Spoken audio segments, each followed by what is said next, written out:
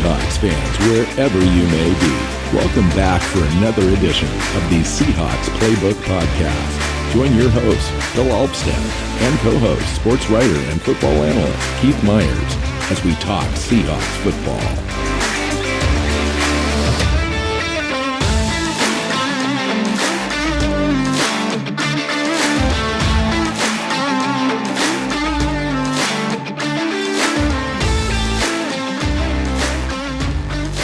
Hey, Seahawk fans. Welcome back to another edition of the Seahawks Playbook podcast. I'm your host, Bill Alvstad, sitting down again with co-host Mr. Keith Myers, here to talk NFL draft prospects. We're in our NFL draft prospects series where we take a look at each position group across the offense and defenses to get us ready for the NFL draft in April. And up in this show, we're talking about wide receivers. Welcome in, Keith. Yeah, it's an interesting wide receiver group. It's probably not as deep or as talented as some of the past. College football has been producing just this crazy list of elite wide receivers the last few years. This one's a little smaller, but that doesn't mean there's not high-end talent. It's just, probably about 10 less players overall from first to the seventh round than what we're used to seeing. Yeah, and I would argue it's even less than that. When you go through it, there's really good talent, I think, through, 4 rounds. And then guys that are going to be able to come in and help you do one thing really well. They've either, burner, or they're going to possess the ball really good. They've got some attribute that's going to be able to help you. And of course, special teams, when you get into the 5th, 6th, 7th round, when you're drafting wide receivers, that's going to be a big thing. It is for the Seahawks for sure.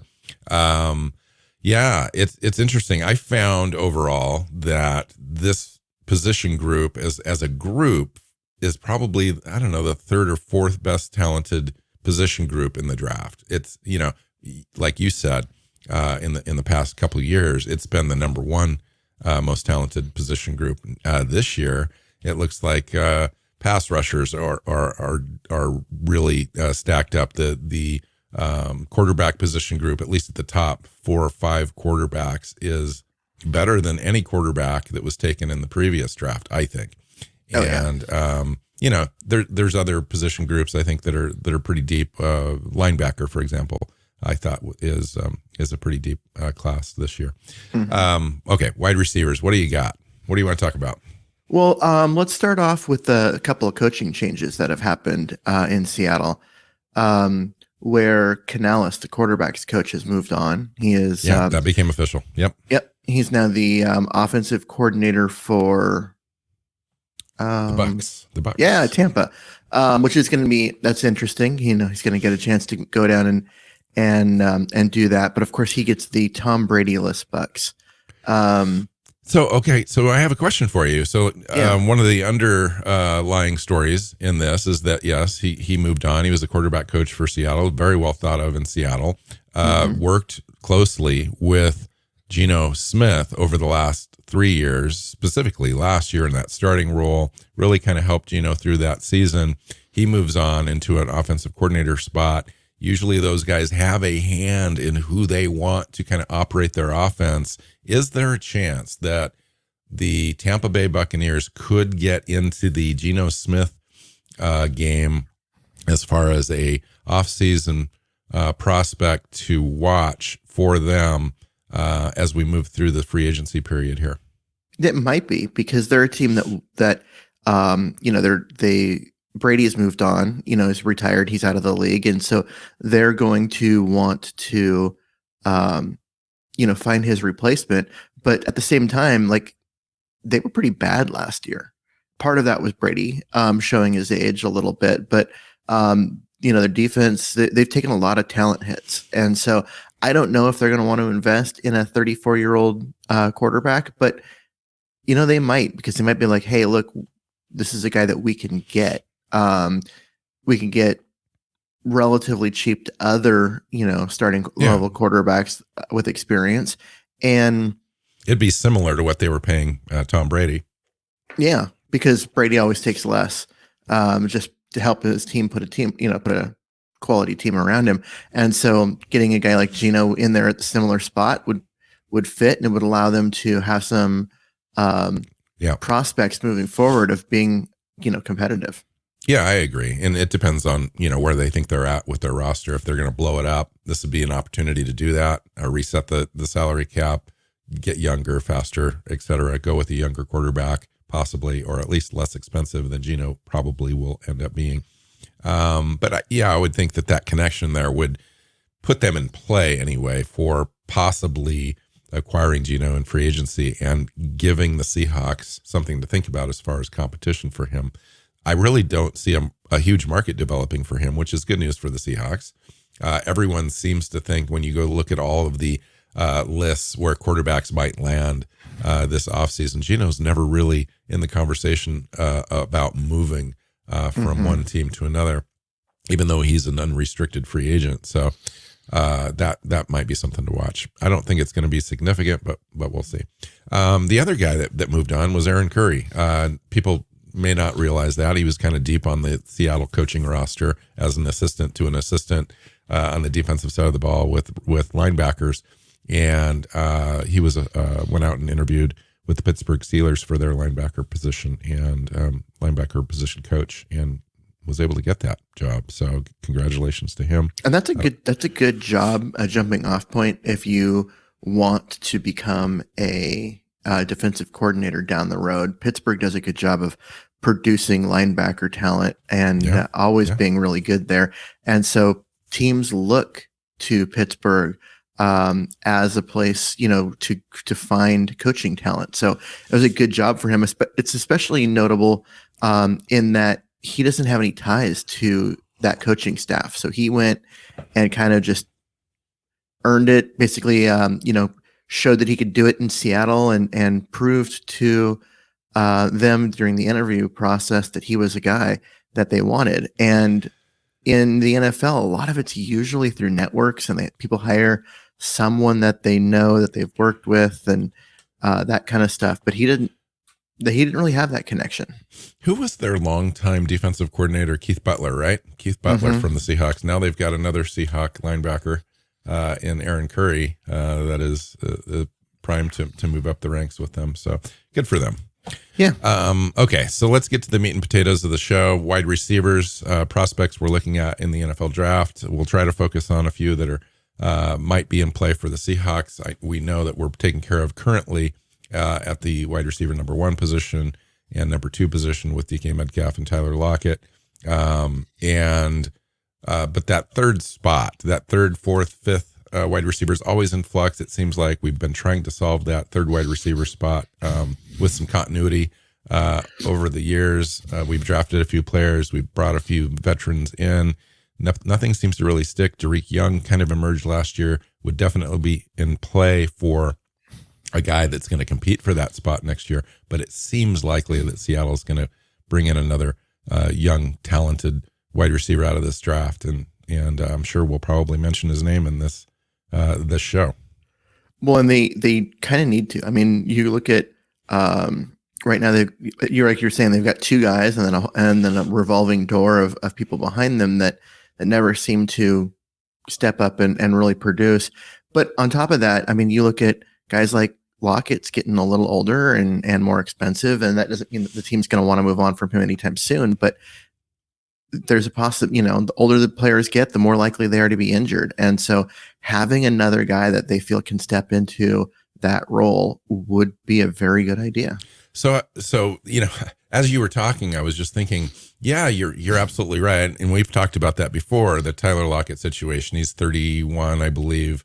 And he operates in a way in games where he kind of protects himself and so forth, but he does seem like he's one hit away from getting knocked out of a game or slowing down a step, which happens. You just never know when that's going to happen. It happens. Obviously, both players are under contract for another couple of years, but now would be the time where it doesn't seem like an obvious pick to Seattle to select a wide receiver high in the draft, but you just never know. Seattle's got 2 first-round picks, 2 seconds. They may take one of those high-end picks to draft a quality position player, an athlete that's going to make a difference and could eventually transition into one of those roles at the top of the wide receiver room. So let's take a look at it. So Quentin Johnson for me is the prototypical number one wide receiver in the NFL. And he's at the top of my list as far as wide receivers in this draft. I think he's the best talented receiver in this. He's the best prospect as a wide receiver in this draft. Just to me, it's hands down. There's like no one close. Well, he's 6'4", 215, runs a 4.4 40. So he's got all the attributes that you're looking for: size, weight, speed. He knows how to run routes. He's tremendously athletic with a high vertical expected at the combine of around 42 inches. Excellent downfield guy, can stretch the field, physically imposing prospect. That would be so crazy, but you'd have to draft him at either 5 or trade down from 5 probably, because I think he's going to go in the top 10. I think so too. I did one of our mocks months ago when we were just starting this, where he fell to Seattle at I think at the time they were picking 14th. And I was like, yeah, this isn't going to happen. Right. But he was sitting there. So of course he was like, I mean, he's like DK Metcalf again, just a little less muscle everywhere. But as far as, receivers go, I mean, he's that kind of guy, just dominant, big, tall, hard to cover for a lot of different reasons, type of guy. But I agree. He's going top 10. Yeah, well, there is a chance that he could fall out depending on the run at the top for quarterbacks. Let's just say Richardson ended up going in the top 10. That might push a guy like Quentin Johnston down a little bit, but I don't see him getting out of the top 12 or 15 or so. If Seattle was wanting to acquire him, we've got picks 5 and 20 in the draft. They could either trade up from 20 if they decide to do that at some point, if they wanted to trade back and he was best player available, which could be a possibility, and they have their eye on him anyway. Who knows what they do? Everyone is anticipating that Seattle's going to draft either a quarterback or a defensive tackle or defensive end in this draft, just based on positional value and need. And they could throw a wrench in this thing. We've seen it before. We've seen John Schneider take the opportunity to pick up additional draft capital. Doesn't necessarily need that draft capital in this draft. They've got 10 native picks to play with, but I do anticipate them moving around to make sure that they get their guy. And if they've got their guy at the top of the draft, whether it's Quentin Johnston or Jordan Addison or maybe Jackson Smith Nigba out of Ohio State, it wouldn't be a shocker to me. I don't think. And this is kind of where in the draft, if you're looking for a top flight wide receiver, this would be the spot that you're going to look at drafting one. All right. Yeah. So you mentioned the name. We'll start there as the number 2 guy, Jordan Addison out of USC, which is a little weird because he played for Pitt, and then went to USC for 1 year. Is the next guy, but he is 6 foot 175 pounds, runs a 4.39, and he's got that deep speed. He's got a lot of his ability to run routes, change direction. He's got some really nice things that's going to make him a productive receiver, but 175 pounds. Been ultra productive. I mean, he was ultra productive at Pittsburgh. You mentioned that. He won the Blitnikoff Award as the best wide receiver in the nation. He had 1,600 yards receiving, 17 touchdowns. I mean, just a nice prospect. Ended up transferring, went to follow a new coach there, and had similar production, not quite as much at USC, but still around 900 yards. Same yards per catch average, 8 touchdowns. Still quarterback rating when targeted was very high at 139, similar at Pittsburgh. He's just got good athletic ability. He's going to be a slot guy. This is the type of that size. Yes, this is the type of player that you're going to stick in the slot, and he's going to be very productive for you. I do worry about that size. You would want him to eventually put on another 10 pounds, but of muscle, but still, you're still looking at 185 in the NFL as a wide receiver. Now, when you take a look at Tyler Lockett, you're looking at a player that's not completely dissimilar in size and about the same speed. And so they may look at at a guy like Addison and say, yeah, that's a very similar prospect that we have in Tyler Lockett. We'd like to be able to duplicate that. Let's go get this guy. I don't think so, but it could happen. When I was looking at Addison, it wasn't Lockett that popped into my head. It was Doug Baldwin. Just watching the way he runs routes and the way that he is more of a technician in terms of his ability to manipulate the defensive back to create separation. Have you watched Tyler Lockett? No, I've watched Tyler Lockett too. I know. But for it's funny because Tyler Lockett was basically drafted to replace Doug Baldwin at some point. I know. But having watched as many Seahawks games as you and I have, there are subtle differences between the two of them. Sure. And Baldwin was one of the best you'll ever see at beating the press. And there's not a lot of tape of Addison doing that, but what I see of it, he just manipulates defensive backs in ways that it's unfair. And so he has elite change of direction. Yeah. Now, if you're looking for a Tyler Lockett replacement, okay, he's not the next guy on your list, but he's two guys down, so let's just jump into there because of the segue. Sure. It would be Jalen Hyatt out of agree. Tennessee. He's 6 foot, also 180 pounds. He's a little bit bigger, a 4.29 40, so he's got more speed than Addison does. And I mean, when they drafted Lockett, he was more of a deep threat because he had the speed, and that's why I felt that was more of the comparison there. And just a guy that can play. He's got really long arms, a tremendous catch radius, very good at catching the deep ball, adjusting to, passes that aren't perfectly thrown, and, led the country in quarterback rating when targeted, which, doesn't hurt. Nation's best wide receiver in 2022. And we mentioned the Blitnikoff Award before. This guy won it in 2022. So Addison won it in 2021. This guy won it in 2022. So the thing that I'm noticing right at the top right away is that we're dealing with some undersized players other than Quentin Johnston. Yep. Another slot player here. And then, we've got a couple of guys that can probably play on the outside, and then a run of slot. There's a lot of slot receivers in this draft. There is. And does Seattle need one? Yes. Yeah, we do, actually. We do. I mean, as much as they play Tyler Lockett out of the slot, they play him equally on the outside as well. Mm-hmm. And if you could have a full-time slot guy in there, I think that would be of benefit, because if they do retain Smith, or even if they don't, they move on, that offense is designed to utilize that position effectively, with crossing routes, getting underneath the defense, etc., sitting down in open space, and so these guys that we're talking about, I think, would be ideal fits. Mm-hmm. Okay, so we talked about now. How do you pronounce his last name? Jigba. Jackson Smith Jigba, the 4'8", 6'1", 200-pound Ohio State wide receiver, is a really good prospect. He's been hurt a little bit, and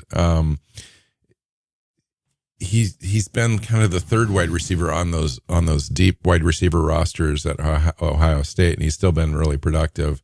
So that's a guy that I would be interested in. All these guys we're talking about so far are going to be going in the first round, and maybe like a Jalen Hyatt out of Tennessee would probably be in the 20s somewhere, just to give you a reference of where we're talking about guys going. And all those guys are super talented. I just don't know if I'm seeing Seattle take a wide receiver in the first round. They've got, you want to prioritize your position group and your needs, depending on what they do in free agency. Anything can happen between now and then, but it seems like we're going to go defense. It seems like we're going to go offensive guard or center, or prioritize a different position group. But you never know. Wide receiver is pretty coveted in the NFL, and you can't teach speed, and Seattle may want to have an influx of that. Yeah. Because Tariq Young's, while he's a big physical receiver, he doesn't bring that speed element necessarily. He's not going to break away from you with a 3.40. He's got a 3.48 or whatever it is. So anyway, let's keep going. Yeah. So after that, you get down to Josh Downs, another guy that is probably slated for the slot. And 5'10", he's 5'10", 175, not a big guy. Coming out of North Carolina, where he's had May throwing to him, who's an elite quarterback prospect that will come out of the draft a year from now, which helps, as far as production and all of that. But again, another small guy. Now this guy's fearless. He'll go across the middle. Will take, is not afraid for a little guy to be in the middle, but is an elite slot receiver prospect, not a guy that you're looking at on the outside. One of the things about Josh Downs, I think that'll be real attractive to NFL teams, if not, the Seahawks, is his consistency.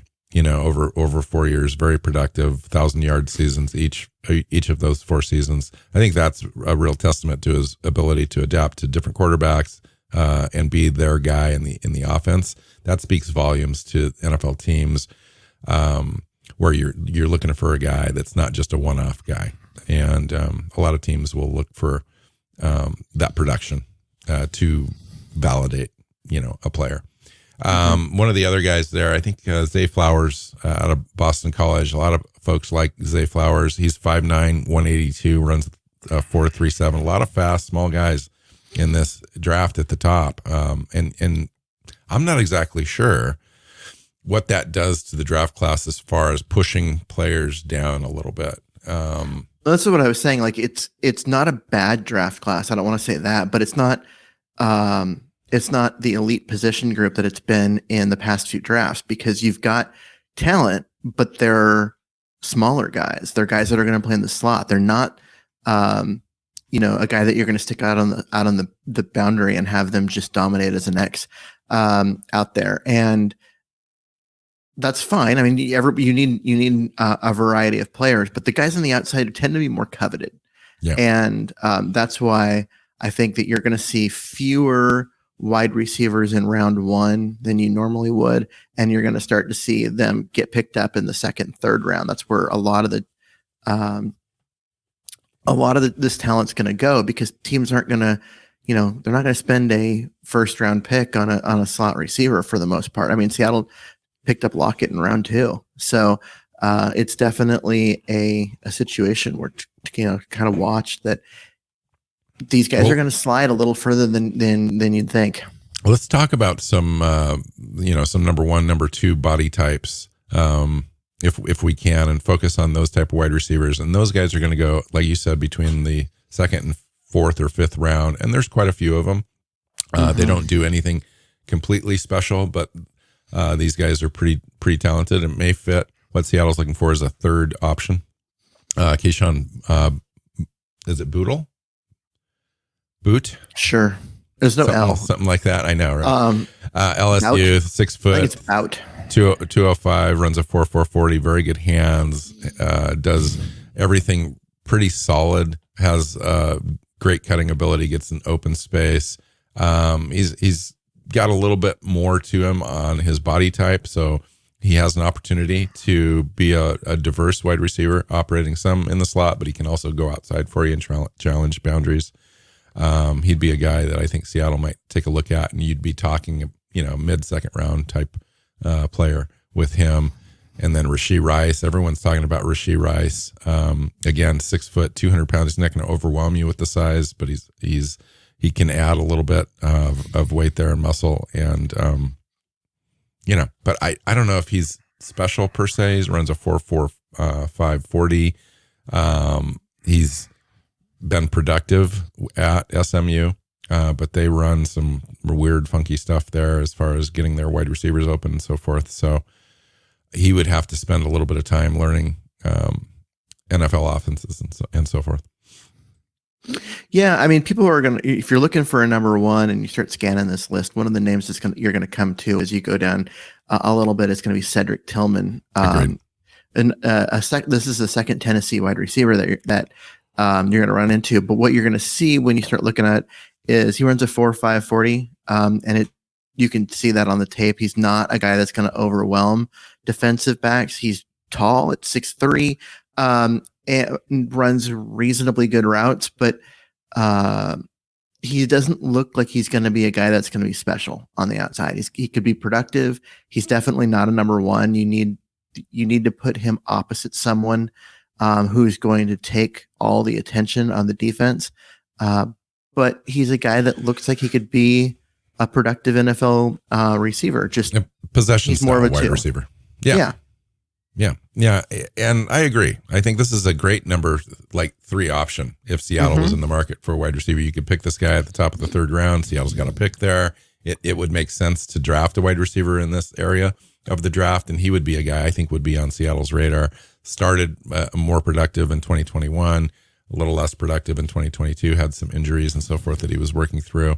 He was thought of as being their Tennessee's best wide receiver before Jalen Hyatt, had a productive year. And but you're right, he's more a possession style guy, and there's nothing wrong with that. You can be plenty successful in the NFL as long as you're tracking the ball.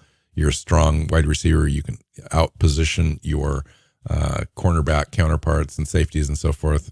If you're really physical, if you've got the feet, and if you run precise routes, you can be really good. And a guy that's as far as everything that we've said, you could just cut and paste it would be Xavier Hutchinson. And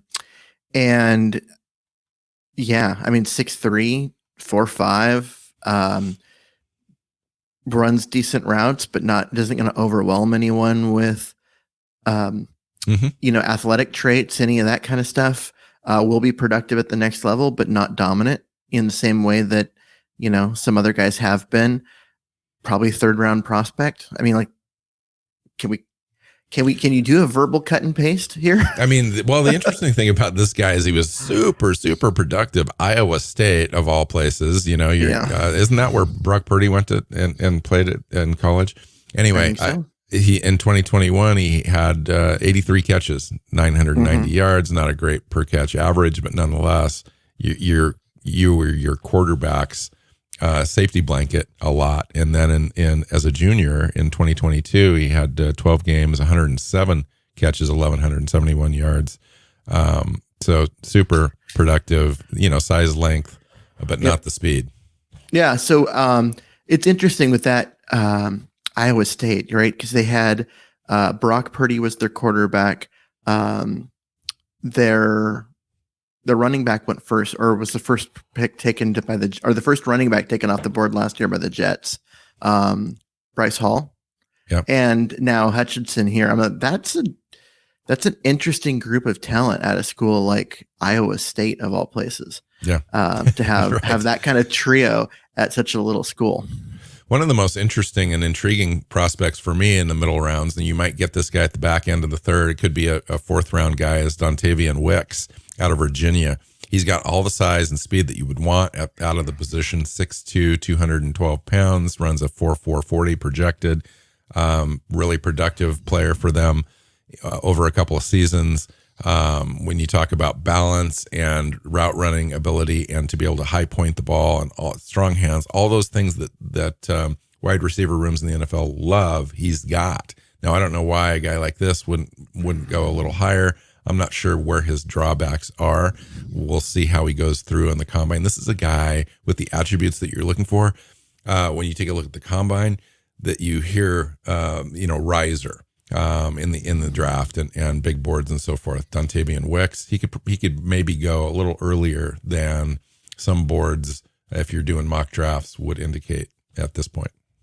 Yeah, one of those things that we find is that when you look at big boards and stuff that's available online, you're looking at stuff that's they haven't actually gone through and looked at the receivers that are down the board. They're down on their board that much. They, people kind of focus at the top, and then it takes time. And this is the time of year where they start to get to those other guys, and they go, "Whoa, these guys are better than we've been saying they have been." Right. And that's why you see them rise. But I don't actually think in NFL boards they rise and fall that much. I think Agreed. They already kind of have an idea, and it's just more fine tuning. Right, and everyone else is catching up. Agreed. And of course, and we've talked about this many times in the run up to the draft. The Seahawks and every NFL team have access to information we just do not have. The interview process, the coaches that they've had all the way from high school, position coaches, et cetera, in college will talk about the prospects, will give them insight as to their work ethic and their habits and so forth. And then you go through that interview process. You have them in their building. You work them out. It's a long process. I would love to be involved in that for an organization like the Seahawks, just because that's a process that I've always been interested in, but never have had complete access to.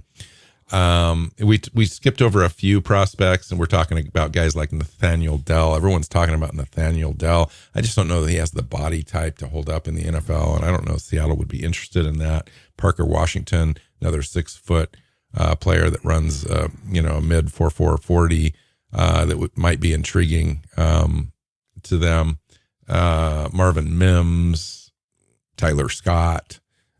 These are all mid round guys that are still doing kind of that slot type work that we've talked about. So we should probably, since the Seahawks love athletic freak guys, talk about, and I was hoping you'd bring up his name because I'm not sure how to pronounce it, but it's Andre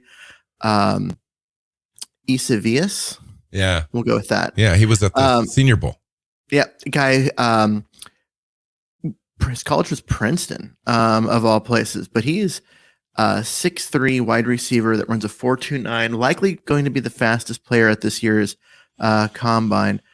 And, you start looking at athletic traits, his height, weight, 40-yard dash type stuff is elite. He's just going to be out there and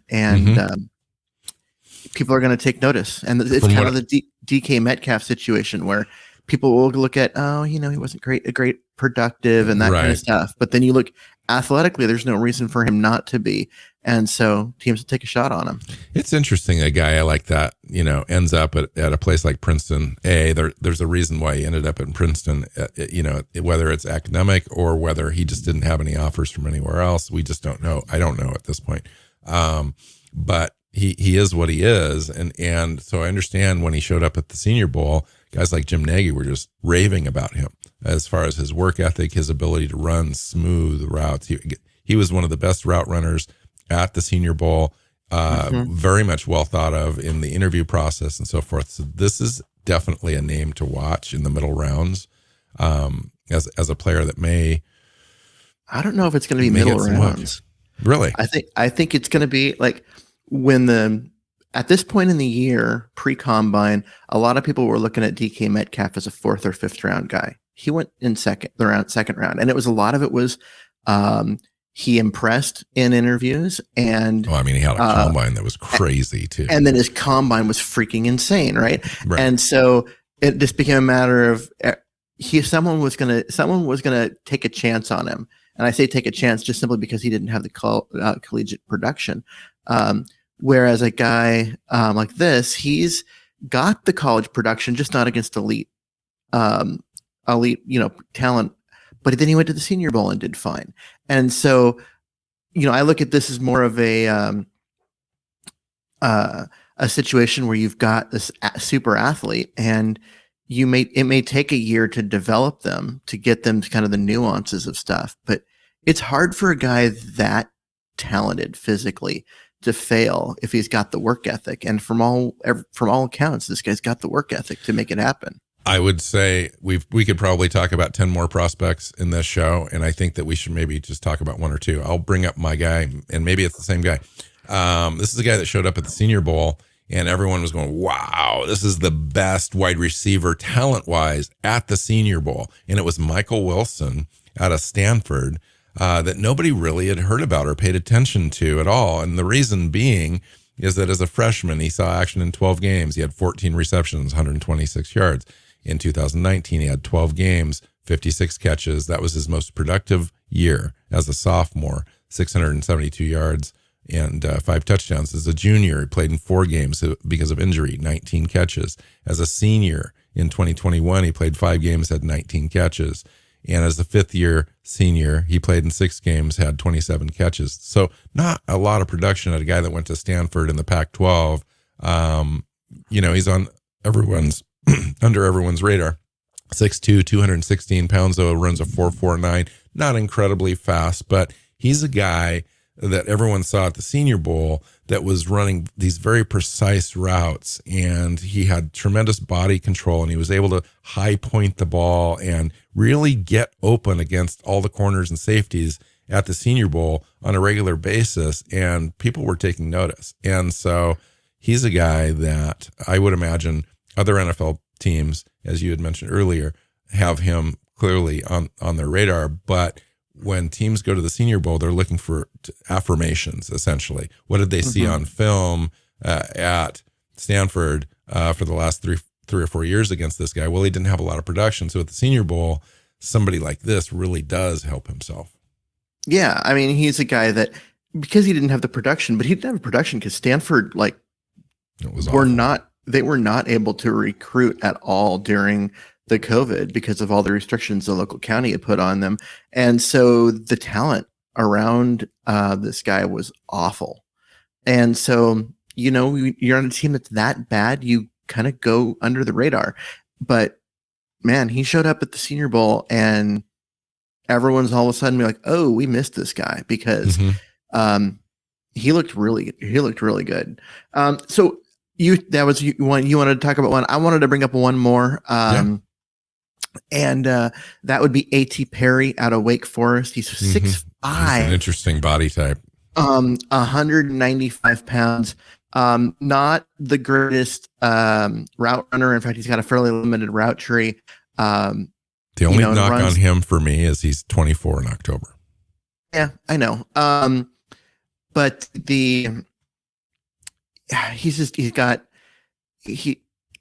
here's what's interesting about him to me is he's got that, with that size,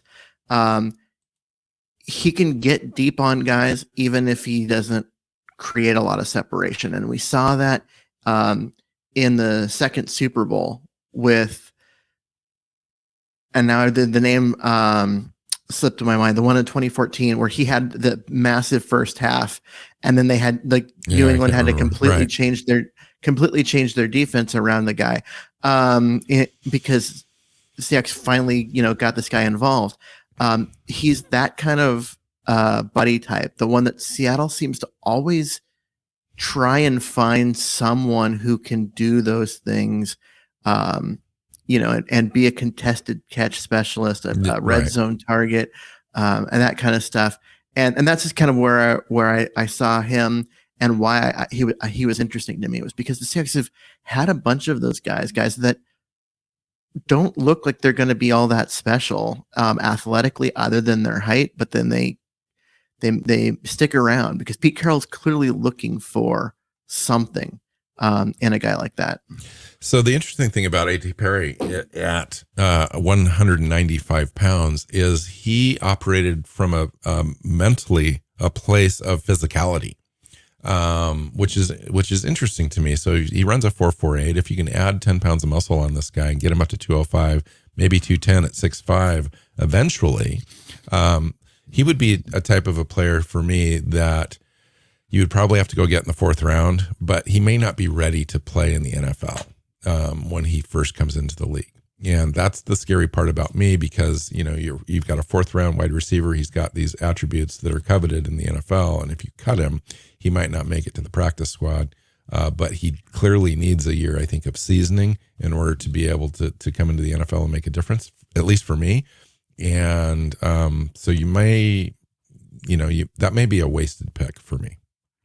I don't know if it would be a wasted pick because you're like, oh, he needs a year of seasoning. Well, that doesn't mean he doesn't play at all. That means he plays, you stick him on the outside and you let him be a gunner on special teams, etc. Yeah, it contest the boundary because he's a guy at that height that he is going to pull and make the defense, play the entire width of the field because him running down the sideline is dangerous. You can't just stick a cornerback over there because he'll outjump him. And so you've got to be, the teams have to be careful, even though if he's not an elite guy or anything like that, he just will put pressure on a defense in a unique way. And so you can use him while he works on developing his other skills and getting a bigger route tree. Interesting. Yeah. I mean, there are other guys on the list. I think another guy that will be intriguing to teams that has big size and the little slower prospect. So a possession type wide receiver is Dante Demas Jr. out of Maryland, 6'4", 215 pounds, but only runs a 4.5, 240. He would be able to help himself a little bit if he would go to the combine and run into the 4.4s. I think he'd have more teams taking a look at him as a mid-round opportunity. Again, another guy is Jaden Hasselwood out of Arkansas, 6'3", 215 pounds, and runs a 4.48. That's a guy, these type of body types are coveted. These guys are going to get drafted, but I don't know if they're going to come in and immediately help you on the offensive side of the ball. Jonathan Mingo is another one. He's always, if you take a look at the big boards out there, he's always in the, the fifth, sixth round kind of range. But he's got, talk about a guy that like DK Metcalf went to the same college, Ole Miss, 6'2", 226 pound, runs a 4.46 40. Seems like he would have all the attributes. It was fairly productive. Why do you think he's being pushed down, Keith? I don't really know.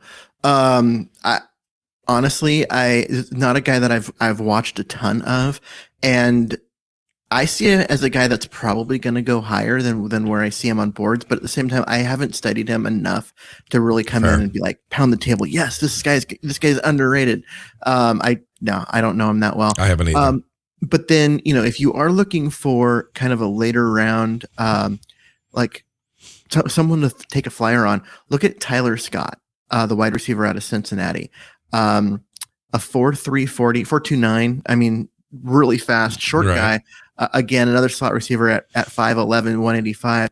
But this guy has, this guy's going to be a guy that's going to be a great return gun because he's a freak athlete. His ability to change direction, his ability to, jump cut like a point guard in the NBA is kind of crazy. And that kind of athleticism, once you get the ball in his hands, he's going to do a lot of things with it.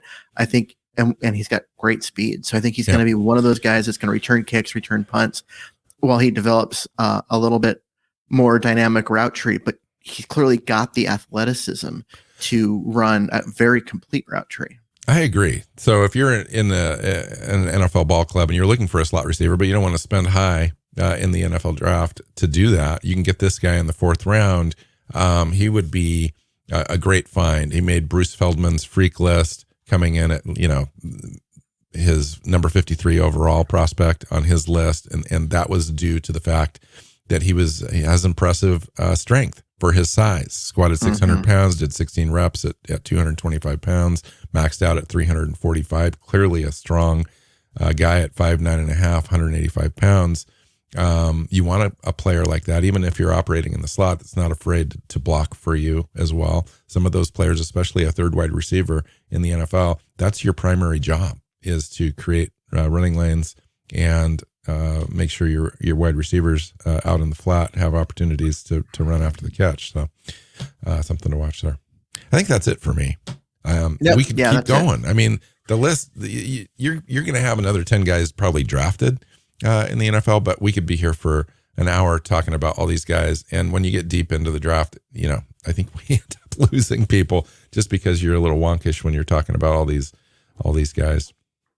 Yeah, I think wide receiver is one of those positions where you look at, you look at old drafts, look at like last years before, and you're looking at like 28 guys that get drafted from in a single position. The NFL needs wide receivers. Almost every team needs another one that they can stick in there. The college does a good job of producing them, and the NFL does a good job of, beating up their knees and to a point where they need to be replaced. And that's kind of the unfortunate nature of football. I mean, Doug Baldwin sure looked like he was going to have 4 or 5 more years left when he retired, but his knees were telling him no. And that's just kind of, the sad part about it. But you've got some guys are just, teams need a lot of them. And some of these guys just are fun players to watch. And Seattle will keep, 5 wide receivers for sure, possibly 6 at times throughout the year. And then they've got another, 3 or 4 on the practice squad all the time. So we're talking, you've got 10 wide receivers in your wide receiver room, during training camp and practice and so forth. So you're right. Need a lot of those guys. I'm sure we'll draft one. I just don't know which one, what they're looking for to compete in that third spot. We'll see. Yeah. Cool. Thanks, Keith, for all the information. You can find Keith on Twitter at Myers NFL. You can find me at NW Seahawk, the show. You know where it's at. Find it on your favorite podcast platform and hit that subscribe button. YouTube, got our own YouTube channel. And we say this every week, but hopefully somebody will listen to that and click subscribe. That would be great. Next show is our tackle show. So come back for that. Until next time, go Hawks. Go Hawks. Seahawks Playbook podcast listeners, thanks for joining us for another edition of the show. You can find us on Twitter. Bill is at NW Seahawk, Keith is at Myers NFL, and the show is at Hawks Playbook. You can listen and subscribe to the show at SeahawksPlaybook.com.